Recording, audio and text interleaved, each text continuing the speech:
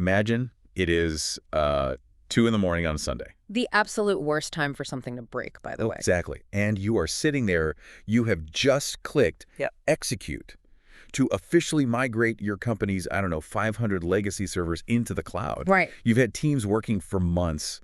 Everyone's exhausted. You go to check the main application, like the absolute lifeblood of your company's revenue, and it is completely inexplicably dead. Just a black screen. Or fatal errors everywhere. Yeah. The servers are powered on, the network says it's connected, but the app is just throwing fatal errors. And why? Because some junior developer, like 10 years ago, hard-coded a script to look for a physical F drive on a server that is, right now, literally sitting in a dumpster. And just like that, I mean, months of planning evaporate because of one line of legacy code. It's wild. It happens far more often than anyone in this industry wants to admit, honestly. Well, welcome to the Deep Dive. We are thrilled to have you with us.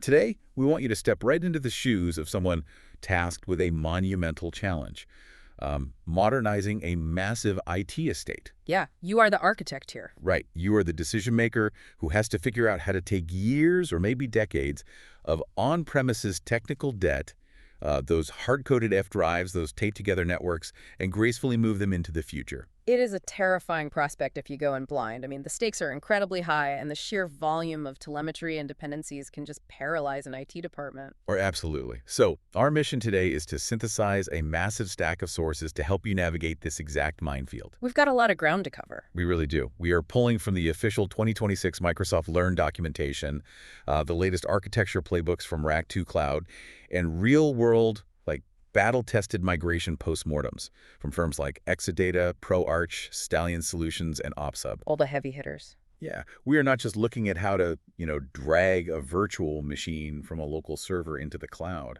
We are going to examine the underlying philosophy of Microsoft Azure, the hidden traps that derail migrations at 2 a.m., and how hybrid tools let you literally live in both worlds at once. And we really, really need to start with that underlying philosophy because the technology usually works perfectly fine. Right. It's the baseline strategy that breaks down. Okay, let's unpack this because I see this constantly in the data. Yeah. People jump in without understanding what they're actually jumping into. So let's challenge a very common assumption right out of the gate. Let's do it. The Rack 2 Cloud Architecture Playbook, the one we reviewed, it explicitly states that the single biggest mistake organizations make is treating Azure like it's just, AWS with different names. Yeah, that is a trap. If you approach Azure with an Amazon Web Services or like a Google Cloud Platform mindset, you are going to architect yourself into a corner before you even deploy your first resource. So I need you to unpack that for me because, from a 10,000-foot view, compute is compute, right? Sure, yeah.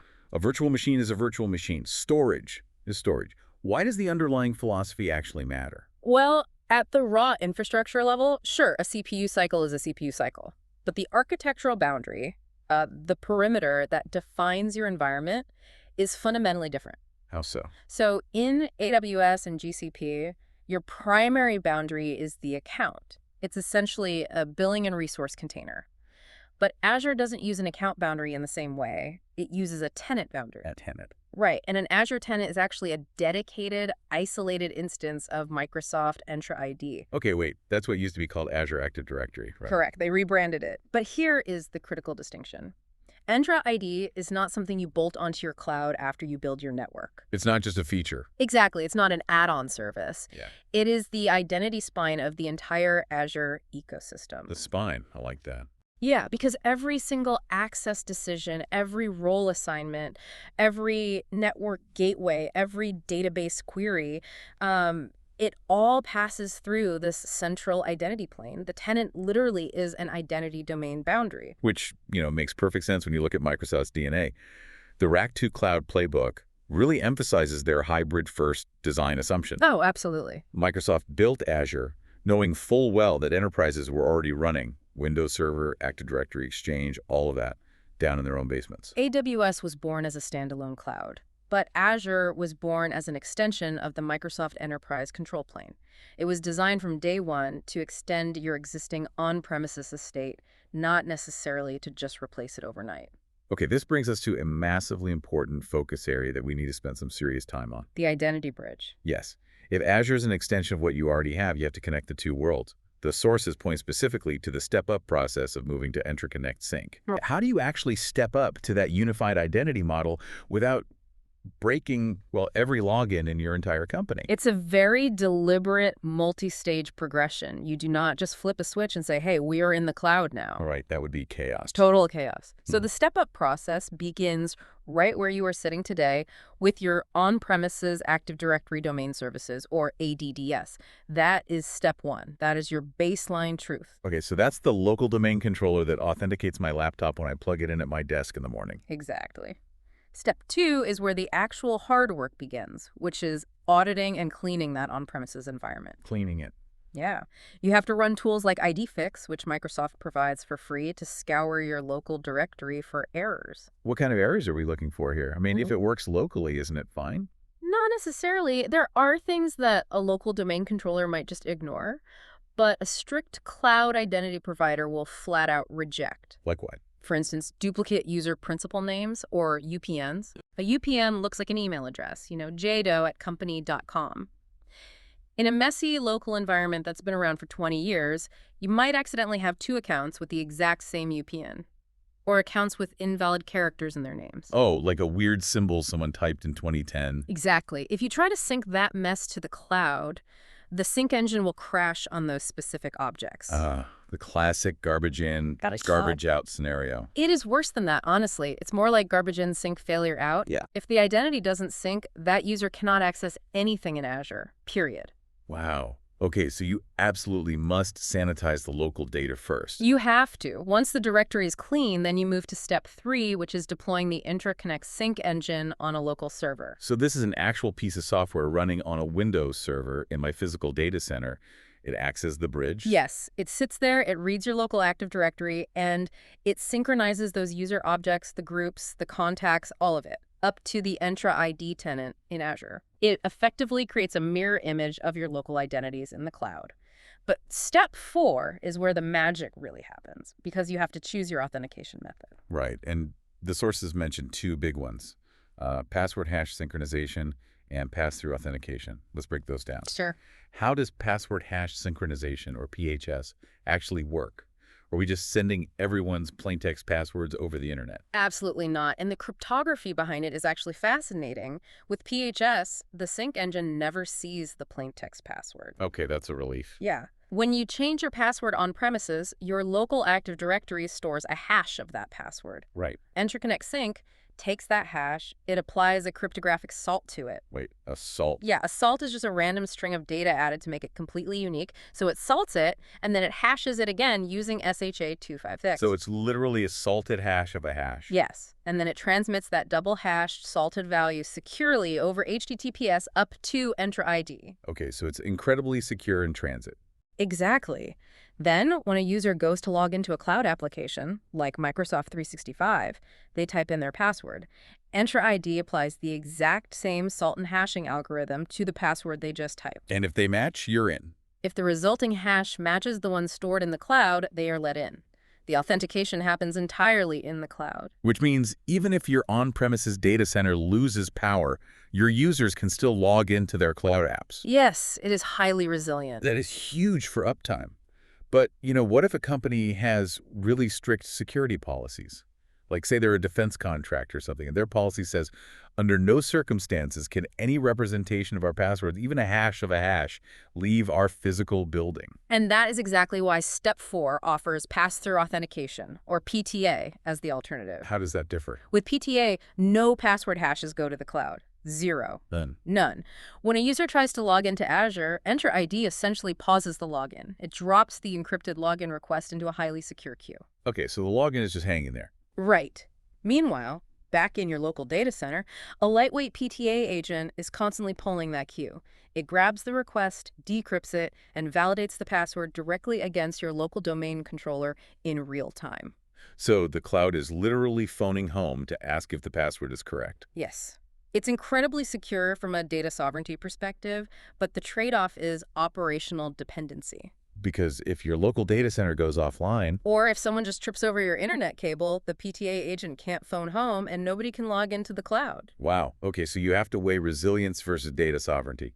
But whether you use PHS or PTA, once that sync is running, a user in your local office is now officially a cloud entity too. They use the same username and password for everything, Exactly, and that step-up process establishes that identity spine before you migrate a single virtual machine. which completely changes how we think about security perimeters. I mean, a lot of old school IT guides, they use the castle and a moat analogy. Oh, I hate that analogy. Right. Like you have your firewalls acting as the moat, and once you cross the drawbridge, you are inside the trusted castle. But with this Entra ID spine, the network isn't the primary perimeter anymore, is it? No, not at all. The castle analogy is dangerously obsolete in Azure. You should think of it more like a highly secure, modern hotel. Ooh, I like this. Walk me through the hotel. Okay, so in a traditional network, if you get past the front door, which is the firewall, you can essentially wander the halls, try different door handles, and see what's unlocked. Just jiggling handles until something opens. Exactly. But in Azure, getting onto the virtual network is just like walking into the hotel lobby. Okay.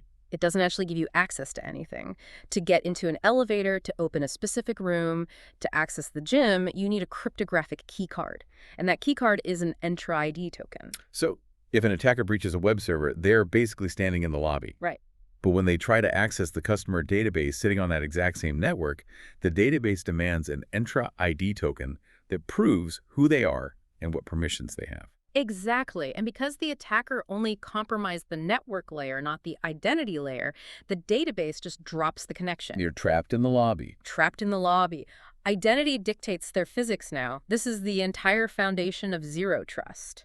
Which means moving to Azure is less about finding a new place to put your servers and more about extending your hotel keycard system to a brand new wing of the building. That's a perfect way to put it. And if you are building an extension, you need to know exactly what is sitting in your current foundation before you start knocking down walls. Which brings us perfectly to the actual migration process. Microsoft outlines 4 phases for this: decide, plan, execute, and optimize. Right. But the planning and assessment phase is where the battle is truly won or lost. Yeah, looking at the 2026 report from Exadata, they list 10 Azure migration mistakes to avoid. And mistake number 1 is, quote, incomplete assessment of existing infrastructure. It's number 1 for a reason.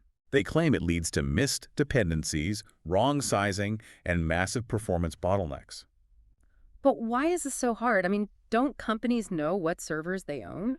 You would be shocked. I mean, truly shocked. Think about how complex a modern enterprise application actually is. Okay. It is rarely just one server sitting in a rack.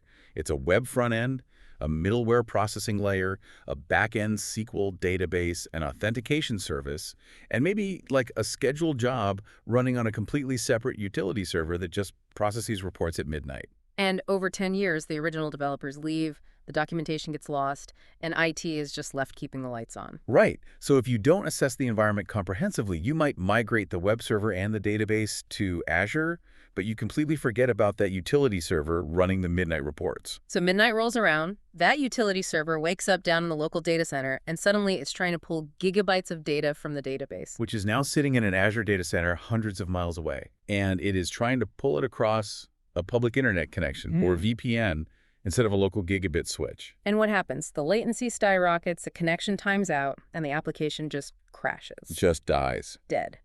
That is exactly why dependency mapping is critical. You have to map internal dependencies, like how servers talk to each other, and external dependencies, like third-party APIs. So if server A talks to database B constantly, they have what? A high affinity. Yes, high affinity, which Yeah. means they absolutely must be migrated in the same wave. Okay, thankfully, the tooling for this has evolved dramatically. Azure Migrate is the central hub for all this discovery.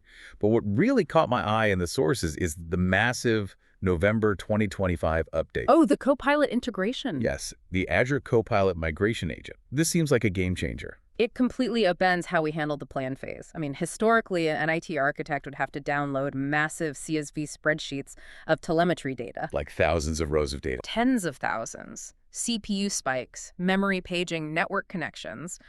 And then a human being would manually try to parse out the dependencies. Which takes weeks, and honestly, humans make mistakes. We get tired, we miss a row. But Copilot changes that. So how does a large language model actually parse infrastructure telemetry? Yeah, how does it do that?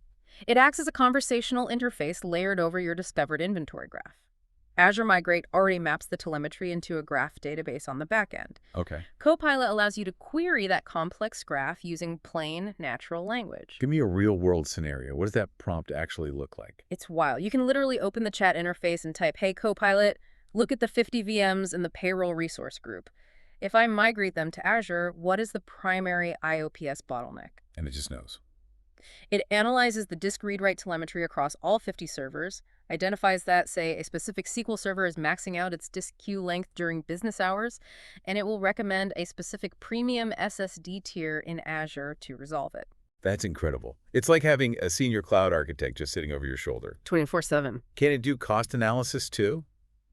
Because budgets are always the sticking point. Oh, yeah. You can ask it to compare strategies. Like you can type compare the total cost of ownership of lifting and shifting these SQL servers as virtual machines versus refactoring them into Azure SQL managed instances. Wow. And it will generate a full business case insight report, factoring in your company's specific enterprise licensing discounts. But, Copilot is only as good as the data it has access to. Right. It can't analyze a server it can't see.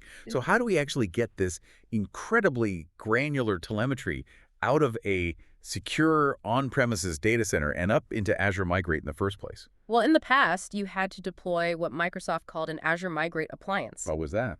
It was a virtual machine that you physically installed in your VMware or Hyper-V environment. It would sit there, scan your network, and push the data up to Azure. Sounds heavy. It was.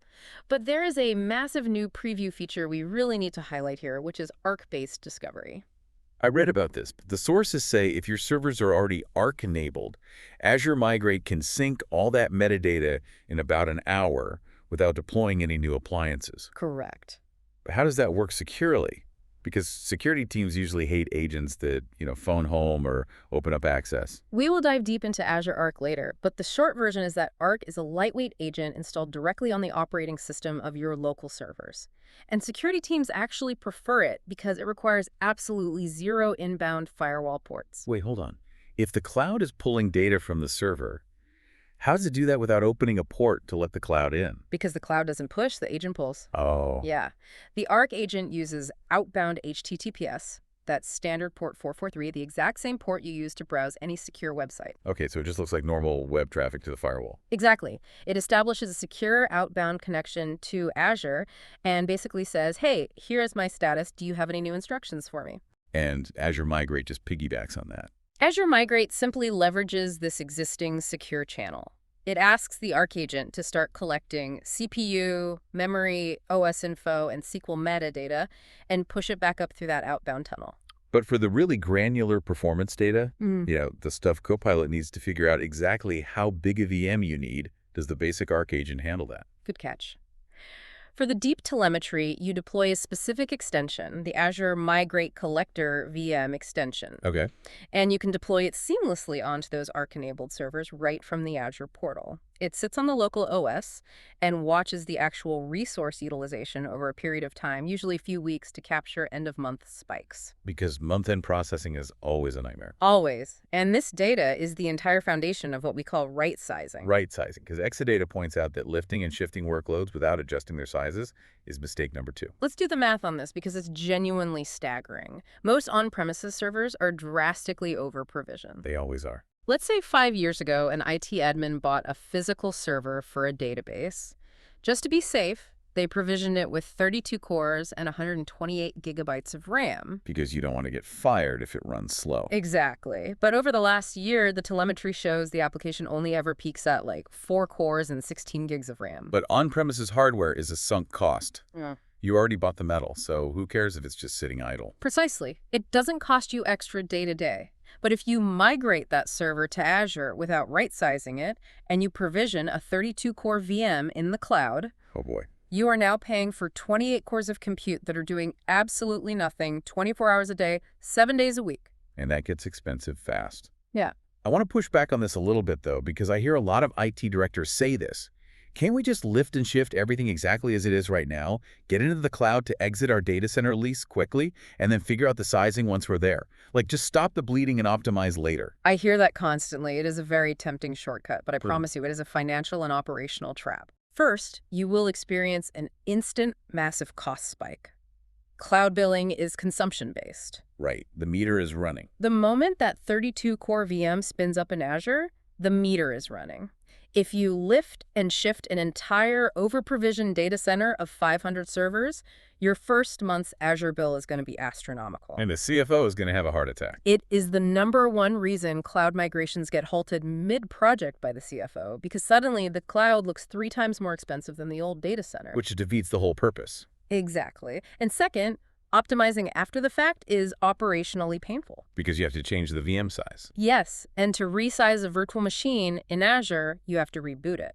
Ah. So if you move 500 oversized servers, that means you now have to schedule 500 maintenance windows, incur 500 application outages, and coordinate with all the business units to shrink them down. That sounds like a political nightmare. It's awful. It is vastly more efficient to let the Azure Migrate Collector run for a few weeks, use its performance-based recommendations, and provision the correct size from day one. Okay, I'm sold, measure twice, cut once.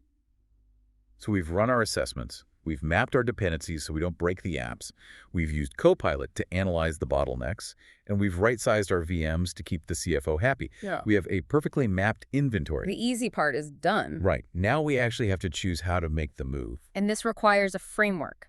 The consulting firm Proach outlines a fantastic one for migration strategies. They call it crawl, walk, run. I really appreciate frameworks like this. It breaks a monolithic, terrifying task down into approachable phases. Exactly. Let's start with the crawl phase. What does that actually look like? The crawl phase is for organizations that need a very low-risk incremental path. It's essentially a hybrid approach where you don't even retire the on-premises hardware yet. Okay. ProArch highlights Azure File Sync as the quintessential crawl technology. How does Azure File Sync work under the hood? Let's say you have a massive Windows file server in your local office. It has 20 terabytes of data, it's running out of hard drive space, and the hardware is nearing end of life. Very common scenario. Right. Instead of migrating 20 terabytes to the cloud and forcing all your users to suddenly learn a new SharePoint interface overnight, Which they will hate. they will despise it. Instead, you install the Azure File Sync agent on that local server. Okay, so the server stays in the office. It stays. You then map that local server to an Azure file share in the cloud. The agent performs a block-level differential sync, moving all 20 terabytes up to Azure in the background. Nice. But here's the clever part. You enable a feature called cloud tiering. Cloud tiering, what does that do? It turns your local file server into a cache. Oh, like a web browser cache. Sort of, yeah. You can set a policy that says, keep 20% of the local hard drive free. As the drive fills up, the agent automatically looks at the oldest, least accessed files. It deletes the local file contents to free up space, but it leaves behind a tiny pointer file, a stub. So to a user sitting at their desk, they still see their mapped Z drive, they still see the exact same folder structure, they still see the 10-year-old archive file just sitting there. Yes, the user experience does not change at all. It looks identical. That's wild. But what if they click it? If they double-click that 10-year-old archive file, the local server seamlessly intercepts the request, reaches up to Azure, downloads the blocks of data in real time, and opens the file. That is brilliant. You get virtually unlimited cloud storage capacity on the back end, you get cloud-based backup automatically, but you haven't disrupted daily operations at all. Exactly. It's a crawl because you've taken your first major step into Azure storage, but the users are completely insulated from the change. Okay, so that's crawling. Moving on to the walk phase. Walking is the classic lift and shift. In cloud architecture, we often talk about the 6 R's of migration, rehost, refactor, re-architect, rebuild, replace, and retire. Got it. Walking is rehosting. You are taking the virtual machine exactly as it operates on your VMware or Hyper-V host and moving it to run as an Azure virtual machine. Now, I need to stop here because looking at the Microsoft documentation, there seems to be a huge amount of confusion around the tools used to actually execute a lift and shift. Oh, massive confusion. People constantly mix up Azure Migrate and Azure Site Recovery, or ASR. It is arguably the most common tooling misunderstanding, and the Azure Migrate FAQ explicitly addresses it because people get it wrong so often. I want to make sure I have this straight. Let me try an analogy on you. Let's hear it. If I am moving to a new house across the country, Azure Migrate is like the logistics coordinator. It maps out what goes in what box, what order the boxes go in, and handles the overall inventory. Okay, I follow. But Azure Site Recovery is the actual physical moving truck that hauls the boxes down the highway. That is a highly accurate way to conceptualize it, yes. Azure Migrate is the orchestration hub. It handles the assessment, the Copilot integration, the right sizing, the project management. LeBrains. Right. But when you click Migrate, Azure Migrate doesn't always move the data itself. For certain scenarios, like agent-based VMware migrations, it actually uses the Azure Site Recovery replication engine behind the scenes to do the heavy lifting of copying the disk blocks. But wait, Microsoft explicitly says you should use Azure Site Recovery for disaster recovery, not migration. Correct. Standalone ASR is a disaster recovery tool. Its job is to constantly replicate your local servers so that if, say, a hurricane floods your data center, you can fail over to Azure in minutes. Okay. If you try to use the standalone ASR interface to run a migration, you lose all the assessment data, the right sizing, and the dependency mapping. You are just blindly copying disks. Which leads to all the mistakes we just talked about. Exactly. You must initiate the move from the Azure Migrate Hub, which will quietly pull the ASR engine's strings in the background to handle the replication. That distinction is crucial. And speaking of the orchestration hub, you mentioned wave planning earlier. The November 2025 update to Azure Migrate added a new wave planning feature. What do the mechanics of that look like? It is designed to bring order to chaos. I mean, if you have 500 servers, you do not attempt a big bang migration over a single weekend. No, the risk is too catastrophic. Way too high. So wave planning allows you to sequence workloads based on business criticality and those affinity groups we mapped earlier. So wave one might be non-critical internal tools, like the cafeteria menu server Yes. or a test environment. Yes, you migrate wave one, you test your processes, you verify your network routes, and you build confidence with your team. Then wave two might be HR systems. Wave three is the mission-critical customer database. And the tool tracks all this. The wave planning tool visualizes these timelines, tracks the replication status of each group, and ensures you don't accidentally split an affinity group across two waves. Because if you do, that causes the latency crash we discussed. Exactly. It keeps the groups intact. All right, so we've crawled with file sync, we've walked by lifting and shifting VMs and managed waves. What does it look like to run? Running is moving away from virtual machines entirely. It's going fully cloud native. Okay, what does that mean in practice? It's moving past infrastructure as a service, or IS, where you just rent virtual servers, and moving to platform as a service, PaaS, and software as a service, SaaS. Proch gives the example of completely retiring file servers. Yes.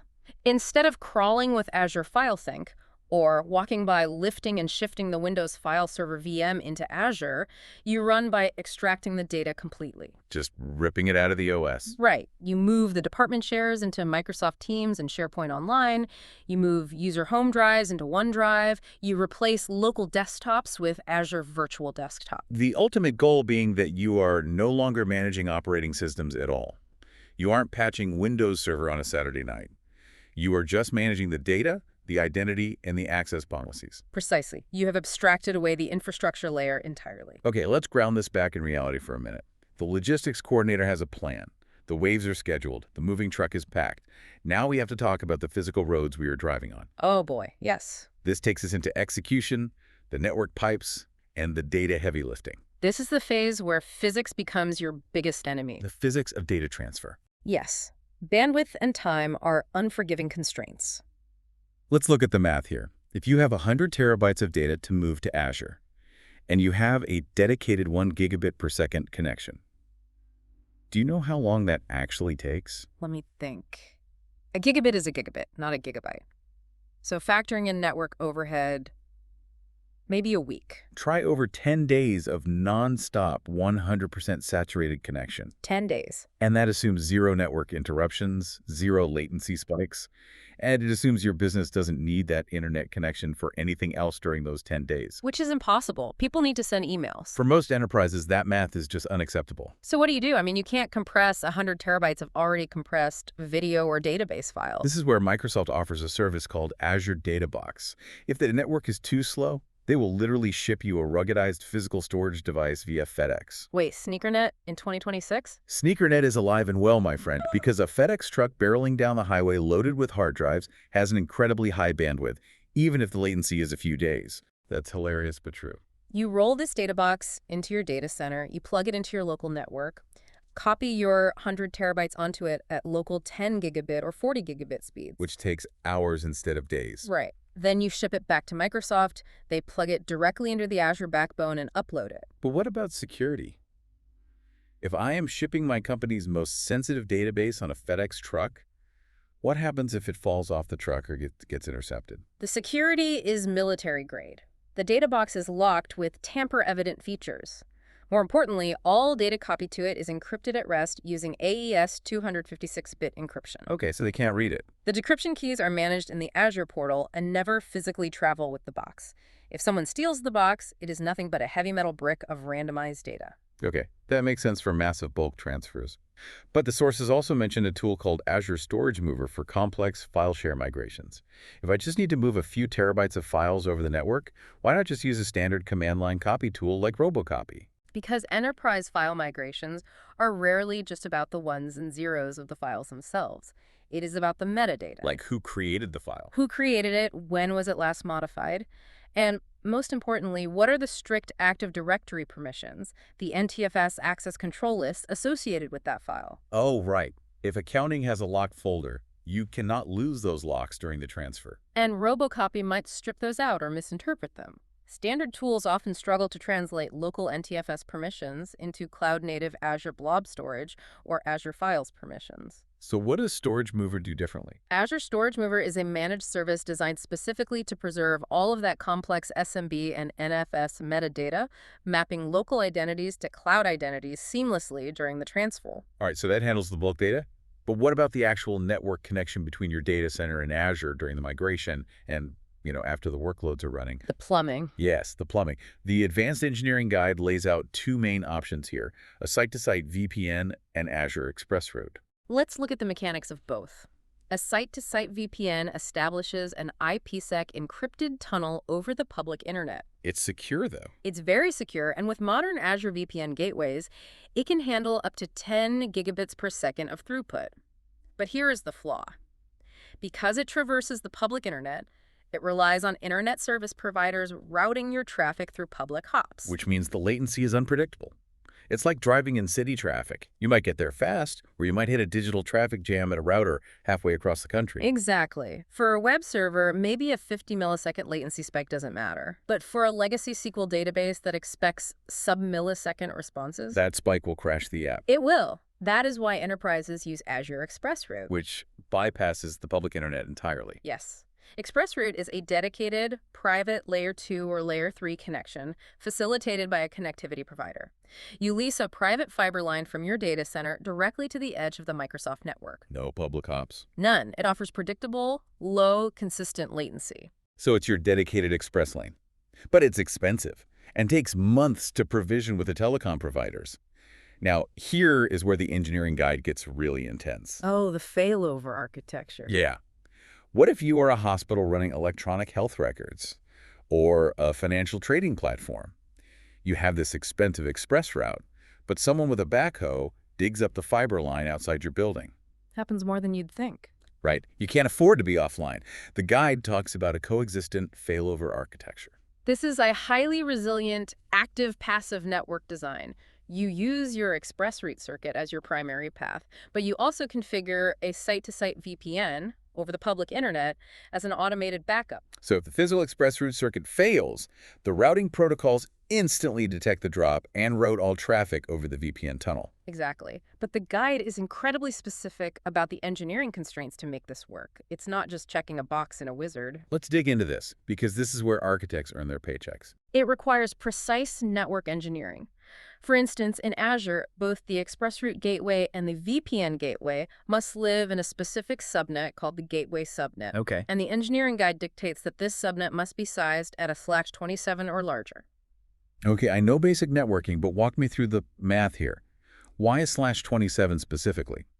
In CIDR notation, a /27 subnet provides 32 IP addresses. Now, Azure reserves the first 3 and the last 2 IP addresses in any subnet for its own internal routing. Okay, so 32 minus 5, that leaves you with 27 usable IPs. Right. Why do the gateways need that many IPs? Because enterprise gateways are not single virtual machines.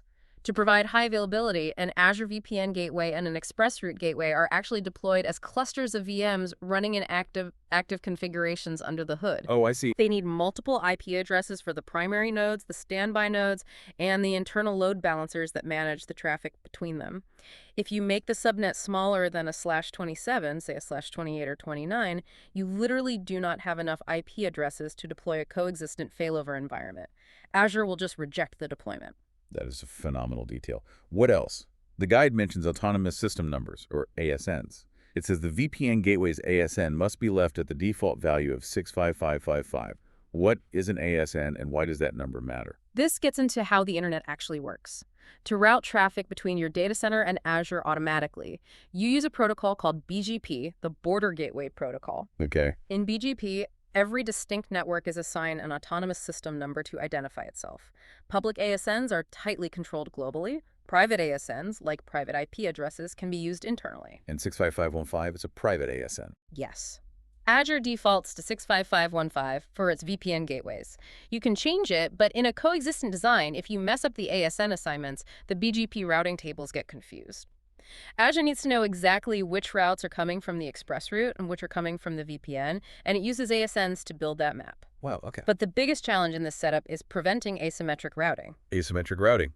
Traffic taking 2 different paths. Exactly. Imagine a server in your data center sends a request to Azure over the Express route.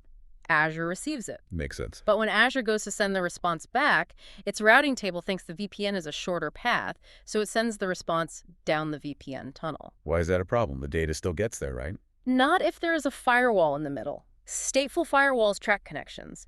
If the firewall sees a response packet coming down the VPN for a conversation that it never saw start. Because the request went out the express route. Exactly. The firewall assumes it's an attack and just drops the packet.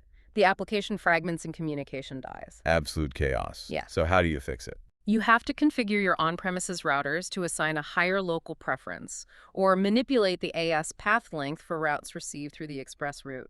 You are essentially telling the BGP protocol, even if the VPN looks like a good path, always prefer the express route unless it is physically dead. Okay, so you force the traffic to prefer the express lane. But let's talk about that physical death of the circuit. The most critical piece for failover speed in the guide is BFD, bidirectional forwarding detection. This is where we talk about timer mechanics. By default, standard BGP routing protocols use keep alive packets to check if the connection is still up. Usually, it sends a keep alive every 60 seconds. Okay, once a minute. If it misses 3 keep alives in a row, it declares the route dead. Wait, 3 keep lives at 60 seconds each? That's 180 seconds, 3 minutes. Ex- 3 minutes is an eternity. I mean, if you were running a hospital's electronic health record system or a high-frequency trading platform where millions are made in milliseconds, you cannot just tell the doctors or traders, hold on, the network is stinking for 3 minutes. Is that really the best standard routing can do? That is standard BGP. That is why the engineering guide mandates enabling BFD over your private peering. BFD is a fundamentally different protocol. It doesn't run at the software routing layer. It runs much closer to the hardware level. Okay. BFD sends sub-second keep-alive packets sometimes every 300 milliseconds. So it's firing a machine gun of check-ins instead of leisurely ping every minute. Yes. If a link drops, BFD detects it almost instantly. It then sends a hardware-level interrupt up to the BGP protocol saying the link is dead, tear down the route immediately. And that solves the 3-minute problem. It drastically reduces that failover time from 180 seconds down to less than a second in optimal conditions. It really emphasizes that migrating to the cloud is as much about hardcore network engineering as it is about moving virtual machines. The pipes matter just as much as the data flowing through them. Absolutely. You have to get the foundation right. So we have built this incredibly fragile, perfectly timed, sub-second BFD failover network. We have our /27 subnets. We have our Copilot telemetry. We are ready. But the ironic thing is, looking at the postmortems, we rarely break the migration at the physical network layer. The catastrophic failures, those 2 AM disasters, usually happen because of a typo or a forgotten script. Let's look at the top migration pitfalls. Synthesizing the warnings from Exadata, A1 Technologies, and Ops Hub, a very clear pattern of human error emerges. And Exadata's mistake number 3 is network and DNS misconfigurations. Specifically, they warn against the nightmare of split horizon DNS. Break this down for me. Let's say I have a user, Alice in accounting, and she is trying to reach the internal payroll application at payroll.company.local. Okay, so on Monday, the payroll server is sitting in your local data center. Alice types the address into her browser. Her computer asks the local DNS server for the IP address. The local DNS server says it's at 192.168.1.50. Alice connects, everything is fine. But on Tuesday night, we migrate that payroll server into Azure. It's now sitting on a virtual network in the cloud. It gets a brand new IP address, say 10.0.0.50. Right, so you update the DNS record to point to the new IP. But in a hybrid environment, you often have a DNS server in Azure to handle cloud resolution and a legacy DNS server on premises. Oh, I see where this is going. Split horizon means those two DNS servers have different views of the exact same company.local domain. That sounds like a recipe for disaster. If you don't configure DNS forwarders and conditional forwarding perfectly, they get out of sync. Alice comes in on Wednesday, asks the local DNS server for the payroll IP, but the local server didn't get the memo about the migration. So it gives her the old on-prem IP address of 192.168.1.50. Which is now a dead IP. So Alice gets a page not found error. But meanwhile, Bob, who is working on an Azure virtual desktop, asks the Azure DNS server. The Azure server does know about the migration, gives Bob the new 10.0.0.50 address, and Bob logs in perfectly. Yep. So the application is completely fragmented. Half the company thinks it's dead. Half the company is working fine. And the help desk is losing their minds trying to troubleshoot it. Because when the IT guy in Azure pings it, it responds. Exactly. It creates phantom outages. That's why your DNS forwarding strategy, how the on-prem servers ask the cloud servers for updates, must be locked down and tested before the first workload moves. Let's go back to our intro hook. The 2 a.m. disaster. Exadata's mistake number 5. Hard-coded or local resource references. This is the archetypal migration failure. Imagine a script that processes payroll every night. The developer who wrote it 10 years ago took a shortcut. Instead of using a dynamic path, they hard-coded the script to save the output files directly to f:\\payroll\archive because on that specific physical server, there was a secondary hard drive mapped to f. Or they hard-coded a specific IP address of a database directly into the application code instead of using a DNS name. Right, so you migrate the server, the VM boots up in Azure, the network connects. Alice and Bob can both reach it because you fixed the DNS. Everything looks great. But at midnight, the script runs. It tries to save the file to the F drive. But in Azure, temporary storage is usually mapped to the D drive, and you didn't provision an F drive. The script throws a fatal exception and crashes. Yes. And finding that error requires digging through thousands of lines of legacy code.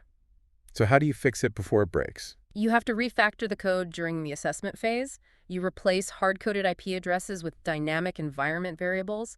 You replace physical drive references with API calls to cloud-native storage, like Azure Blob Storage. Oh, that makes sense. And crucially, if they hard-coded passwords into the scripts, which happens all the time, you extract them and store them in Azure Key Vault. We've talked about infrastructure debt and code debt. What about identity debt? OpsHub points this out as a massive challenge, specifically for DevOps and code repository migrations. This circles all the way back to our discussion about the Entra ID identity spine. OpsHub warns that if you are migrating systems to services backed by Entra ID and you don't map the historical source users properly to the new target identities, you create absolute chaos in your audit logs. Give me a tangible example. Let's say a senior developer named Sarah worked for your company for 5 years. She wrote critical parts of your payment gateway. Then she left the company. Her old Active Directory account was disabled. Okay, pretty standard. Now you are migrating your source code repository into the cloud. So we move the code. But if you haven't used a tool to explicitly map her old disabled local identity, her security identifier or SID, to a recognized historical state in Entra ID, the cloud repository won't know who she is. Oh, I see.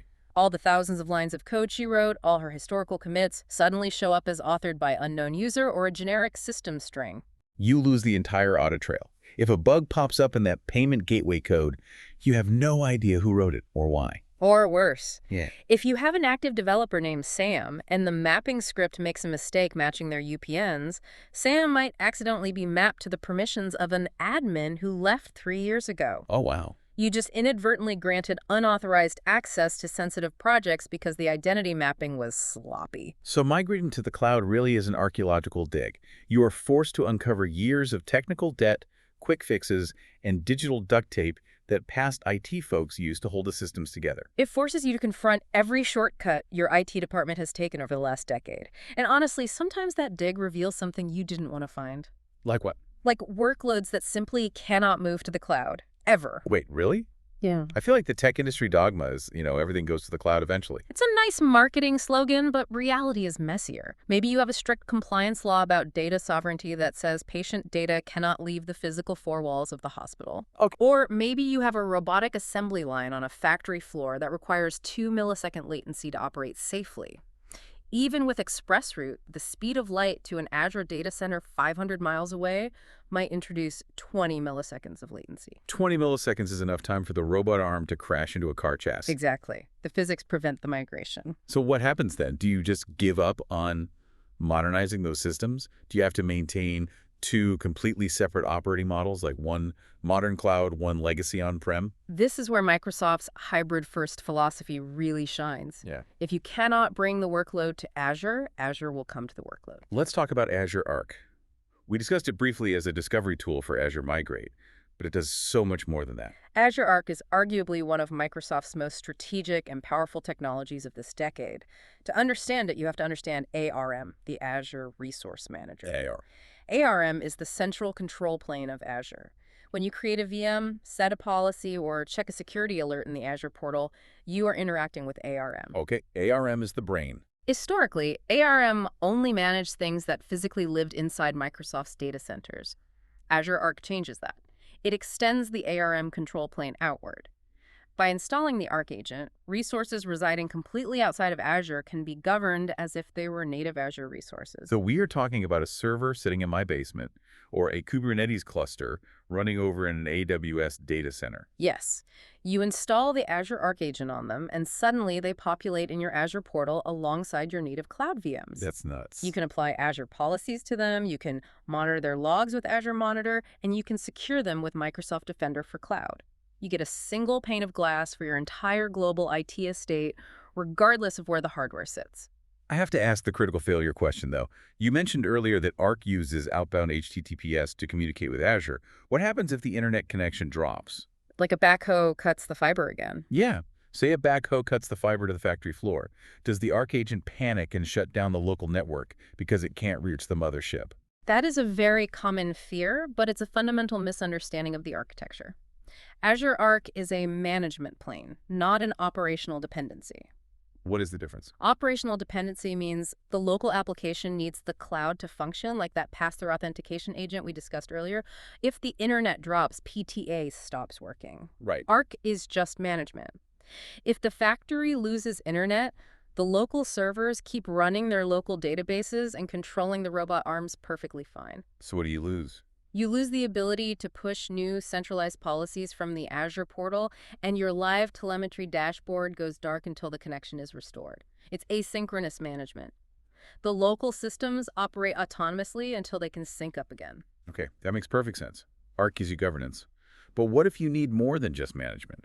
What if you actually want to run Azure services like Azure SQL or Azure Virtual Desktop, but you need them running on the hardware sitting inside your hospital to solve that latency issue? For that, the sources point to Azure Local. Azure Local. Is that new? I haven't heard that name before. It is the late 2024 rebranding of what the industry used to know as Azure Stack HCI.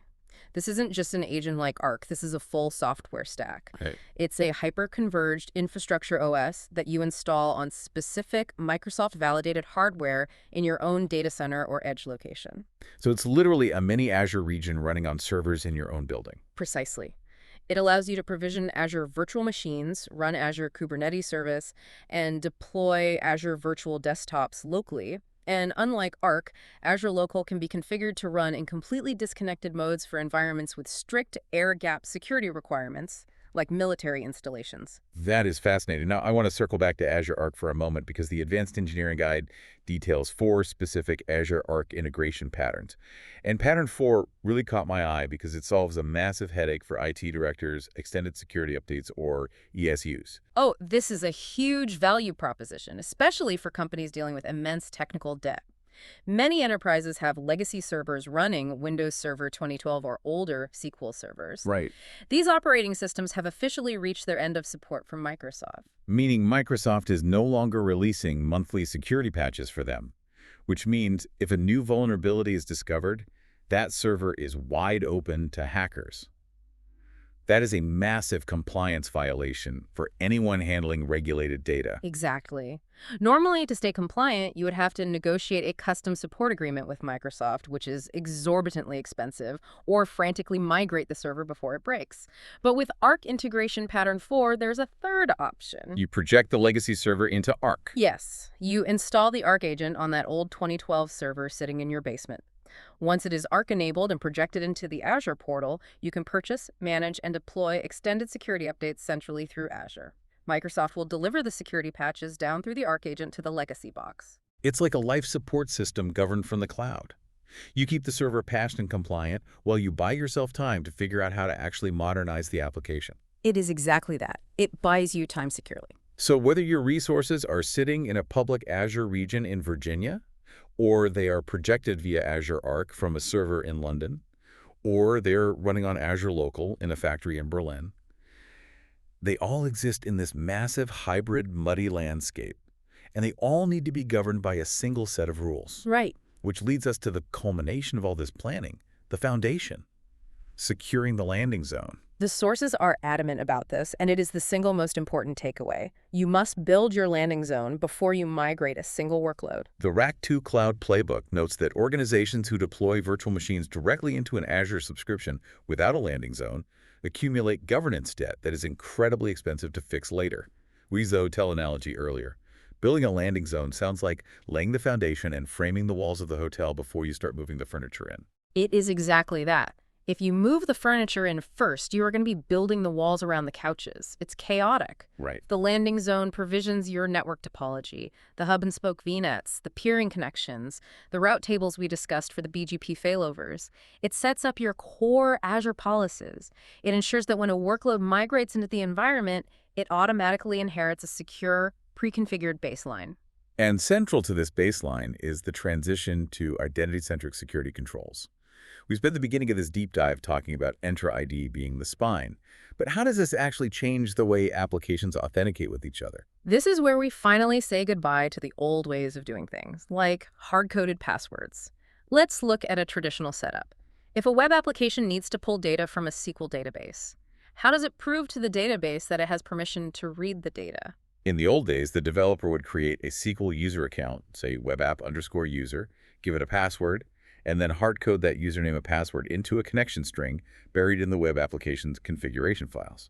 Which is terrible for security. Yeah. If a hacker compromises the web server and reads the configuration file, they now have the username and password to the database. They can exfiltrate everything. So how does the landing zone and Entra ID fix this? Through a mechanism called managed identities. In Azure, you don't create a password for the application. You assign an identity directly to the Azure virtual machine or the app service itself. Wait, the server itself has an identity, just like Alice or Bob has a user identity. Oh, exactly. It's a non-human identity governed by Entra ID. Now let's look at the cryptography and mechanics of how this works. When the application needs to talk to the database, it doesn't look for a password. Okay. Instead, the application makes a REST API call to a local, non-routable IP address, specifically 169.254.169.254. What is that IP address? That is the Azure Instance Metadata Service, or IMDS. It is a secure endpoint accessible only from within the VM itself. The application asks the IMDS, hey, I need to talk to the SQL database. Can I have a token? Oh, I see. The IMDS reaches out to Entra ID, validates the identity of the VM, and returns a JSON web token, a JWT, back to the application. So the application takes this temporary token and presents it to the database. Yes. The database inspects the token, checks its role-based access control list, sees that this specific VM is allowed to read data, and grants access. No passwords are ever stored. No credentials exist in the code. And the tokens automatically expire and rotate, so even if a hacker intercepts one, it's useless a short time later. That is brilliant. And there are two types of these identities, right? Yeah. System assigned and user assigned. Yes. A system-assigned managed identity is tied directly to the lifecycle of the Azure resource. If you create a VM, the identity is created. If you delete the VM, Azure automatically deletes the identity, leaving no orphaned access rights behind. And user assigned. A user-assigned managed identity is a standalone Azure resource. You create the identity first, and then you can assign it to multiple VMs. This is useful if you have a cluster of 10 web servers that all need the exact same access to the database. You just assign the same user-assigned identity to all 10. Okay, so managed identities eliminate hard-coded credentials for applications. But what about human access? What about the IT admins who hold the literal keys to the kingdom? How do we govern them in the landing zone? That requires privileged identity management, or PM, coupled with conditional access. To truly enforce a zero-trust model, you never grant anyone standing permanent administrative privileges. Because if a global admin's account gets phished, the attacker has permanent admin access to delete the entire company's infrastructure. Exactly. With PM, admins operate with standard least privilege user rights day to day. When they need to perform an administrative task, say rebooting a server or altering a network route, they must request elevation. Yeah, check out the keys. Yes. They go to the portal and request the network contributor role. PIM requires them to justify the access with a ticket number. It can optionally require a second admin to approve the request. And crucially, it triggers conditional access policies to evaluate the risk of the request in real time. This goes back to the hotel key card. Conditional access evaluates the context of the login. It looks at multiple signals simultaneously. Is the admin using a corporate-managed compliant laptop? Or are they trying to elevate privileges from a personal iPad? Are they logging in from their usual office in New York? Or is this request coming from an anonymous IP address in a different country? Has their password hash been part of a recent dark web leak? And if they fail any of those checks, the elevation is denied. Denied instantly. But if they pass, PIM grants them the administrative rights, but only for a strictly limited time, say 2 hours. After 2 hours, the privileges automatically revoke. The keys disappear. That is least privilege access in action. But human admins aren't the only risk. How do we ensure that the resources themselves stay secure over time? How do we prevent a well-meaning junior developer from accidentally spinning up a database and exposing it to the public internet? That is where Microsoft Defender for Cloud and Azure Policy enforce automated guardrails within the landing zone.